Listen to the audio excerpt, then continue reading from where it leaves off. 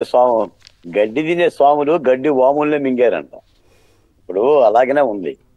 నిజానికి ఏంటంటే విజయ్ చంద్ర గారు జూన్ 4వ తారీఖున ఎన్నికల ఫలితాలు వచ్చిన తర్వాత ఇక వైసీపీ ప్రభుత్వం గురించి మనం మాట్లాడనక్కర్లేదు, అవును. జగన్మోహన్ రెడ్డి గారి గురించి కూడా విమర్శలు చేయనక్కర్లేదు అని నేను ఒట్టెట్టుకున్నా. కానీ ఇప్పుడు ఆ ఒట్టు తీసి గట్టు మీద పెట్టేలా చేస్తున్నారు వీళ్ళు. వీళ్ళ అక్రమాలు చూస్తూ ఉంటుంది.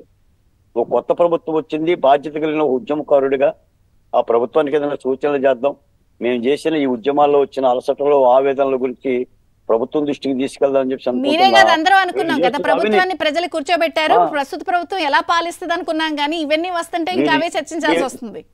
వీళ్ళు చేసిన అవినీతి కార్యక్రమం అలా ఉండే. ఇప్పుడు మనము ఈ యొక్క ఋషికొండకి సంబంధించిన ప్యాలెస్ ని కళ్ళు మిరిమిట్లు గొలిపేలాగా ప్రభుత్వ సొమ్ముని దుర్వినియోగం చేశారని మనం మాట్లాడుతుంటే వాళ్ళు ప్రాజెక్ట్ అంటున్నారు. ఋషికొండ మీద జగన్మోహన్ రెడ్డి గారు ప్రాజెక్టు కట్టిందంట.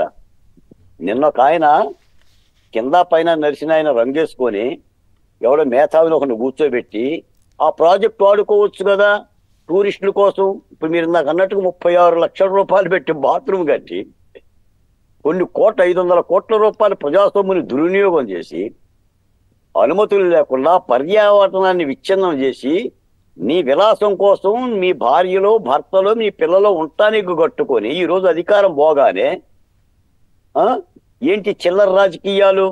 ఇప్పుడు వీళ్ళు కట్టిన బిల్డింగుల మీద మాట్లాడటం అంటే చిల్లర రాజకీయాలంట.